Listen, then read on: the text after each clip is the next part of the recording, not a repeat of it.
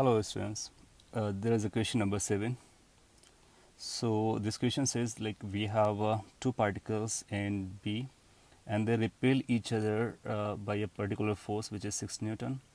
This happens only when then the separation between them is less than 1 meter, and if the separation is more than 1 meter they apply no force on each other. Mass of particle is given to as small m, which is 1 kg, and the of another is eta time, that means 3 times of it, that is 3 kg. If the particle B is projected with the given velocity as shown in the figure, which is 2 meter per second towards A, and the space is free and A is at rest, we need to find out the minimum distance between these two particles in the future motion. So there is a supporting figure in the right hand side. We can use both to get our answer.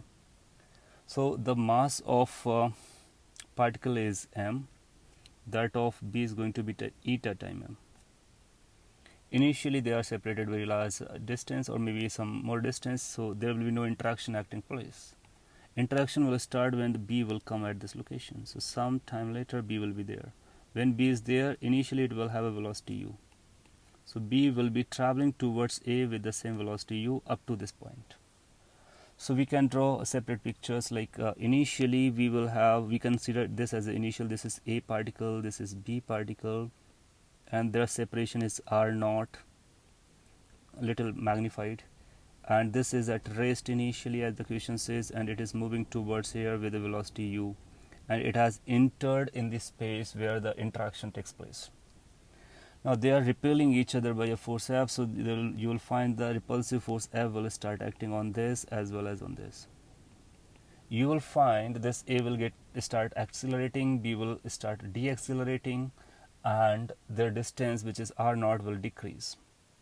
Later at any time, let's say situation is some sort of this: A have moved forward, B has come somewhere here, and let's say this distance is r, and let's say we are talking about the minimum distance, so this is a minimum distance. Now we know the minimum separation will be only when they will acquire the same speed. So relative velocity of approach will become 0. So this is the condition for the separation will become minimum. So this is very important point. If you know, that's good. If you don't know, make in your notes that at minimum separation, so extremum conditions, this remains the condition. At minimum separation,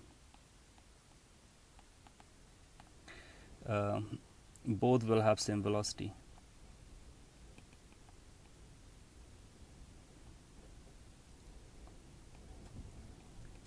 Now this condition is also true in the case when separation is max. That means at extremum separation, extremum condition, right? So both should have the same velocity. Same velocity means they should have the same magnitude as well as direction. So these are the two conditions, and this r is going to be minimum for sure. So what we can say, if we consider both as a system, so from here to here the net force is acting, which is 0. So we can go for the linear momentum conservation from this figure and this figure. When we apply the linear momentum conservation, we will say initial momentum is going to be eta times m into u. A had 0 velocity, so it will not have any momentum initially. Finally, both will have velocity v, so A will have mv and B will have m times eta into v. Basically from here we can find out the velocity v. That means velocity at the instant when the separation became minimum. I am getting cancelled out, so it's like eta u divided by 1 plus eta. That's the velocity at the instant when the separation is extremum, which is minimum over here. Secondly, we can go for the mechanical energy conservation. Why? Because this force is there. Let's see what about the friction. Is there any friction acting? As there is no mention of friction, so we will think of like this is in free space, no other force is acting, excluding no other force acting, even the friction is not there. So we can go for the mechanical energy conservation. It will say what was the initial energy. Initial energy was half Well, better to say a work energy theorem, because mechanical energy uses conservative forces. This F may not be conservative force. So broader version is work energy theorem. We can use this thing. That's going to be more suitable. And it will say work done by the all forces has only F. This must be equal to the change in kinetic energy. That means final kinetic energy minus initial kinetic energy of the entire system. System consists of both the particles. How much work this F is going to do? Let's find it out. Now, this will be moving by certain distance, this will be moving by certain distance. You will find B will be moving more as compared to A. By what amount? By amount equal to R naught minus R. So since the separation has reduced from R naught to R, that means with respect to A, B must have moved a distance which is R naught minus R.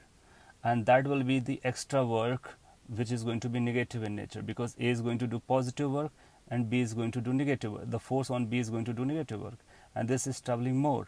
By what amount it is traveling extra, which is R naught minus R. So can we say it's going to be like force into the displacement, which is R naught minus R. There's going to be a minus sign as well. So force into displacement with a minus sign. This is the negative work done by this force, which is extra after counting this one. So this must be equal to change in kinetic energy. Finally, it's going to be like half entire mass together, because finally they are moving together. So we can think of it's going to be like m plus eta m. They are moving with velocity v, so v square minus initially half only eta m was moving, that was moving with velocity u square. So this will be work energy theorem, and this will relate R with R naught F and other given conditions, right? So let's simplify a bit. So this is going to be like F, and we can eliminate this minus symbol from both sides. So it's going to be like F R minus R naught is equal to, from here you can take half m as a common. Within the bracket you can write it as like eta u square. That's going to be written first because minus sign has entered in. So that's the first term, minus, from here you'll get 1 plus eta into v square. Now we can substitute the value of v and divide by f to get r. So can we write directly from here the expression of r is going to be equal to r naught plus this term, which is m divided by twice f. Within the bracket there is eta u square minus 1 plus eta into v square. So v square is going to be this number, right? So that number is going to be like n is eta square u square divided by 1 plus eta whole square. After simplification it could be written like r naught plus, and from here we can take something out which is basically eta u square. This is outside, so divided by twice f. Within the bracket you will find this one power will settle down, and eta square and eta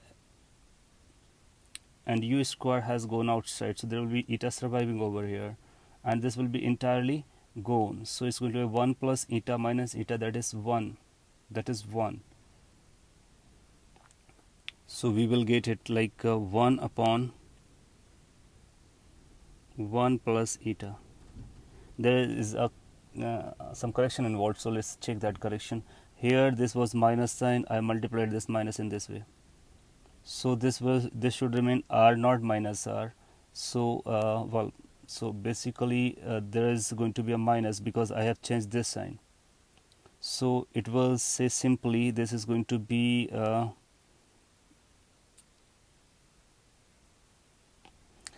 r naught minus r. So we can say this should be like this. So you check the calculation. So calculation is a little bit has to be handled. This is r naught minus r is equal to this. So which comes out to be this. Now let's say complete it. If we want to complete it, so what we can do is this. From here we can find r value. R is going to be r naught minus this number, because you know this distance is going to be smaller than r naught, of course. So there was a minus correction over here, and with that it's going to be like m times eta u square divided by twice f1 plus eta. This is going to be the expression for minimum separation. Okay, and now we can substitute the values that are given to us. If we substitute the value, you can check those values. R0 is given to us as 1 meter, and m is given as 1 kg, u is given as 2 meter per second, and f is given as 6. We can put all the values, we will get our answer. So let's put those values as well. This is going to be 1 minus m is 1 kg, eta is 3, u square is going to be 4 divided by 2, f is 6, and 1 plus eta will become 4. So 4 and 4 will get cancelled out, and there is going to be 3 and 2, so that's going to be basically 1 by 4. So it's like 1 minus 1 by 4. That turns out as a 3 by 4, which we can write as 0.75 meter. So the minimum separation is going to be 0.75 meter. That will become your numerical answer. If you are going to write in terms of expression, so this expression is going to be this one. So this is going to be the expression for minimum separation. Okay, thank you then.